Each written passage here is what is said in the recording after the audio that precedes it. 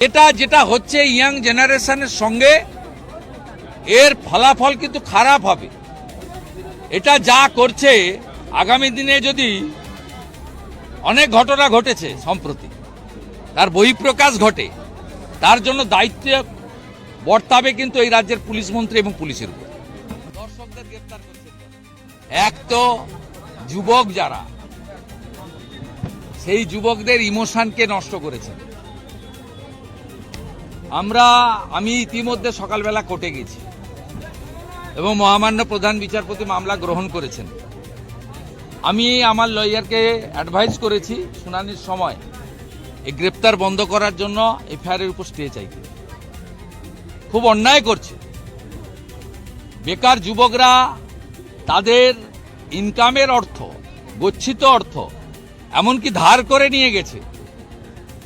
তারা মেসি ভক্ত, তাদেরকে উল্টে গ্রেপ্তার কেন করছেন? আর আপনার অরূপ বিশ্বাস, সুজিত বোস কেন বাইরে আছে? আপনি আগে অরূপ বিশ্বাসকে গ্রেপ্তার করুন।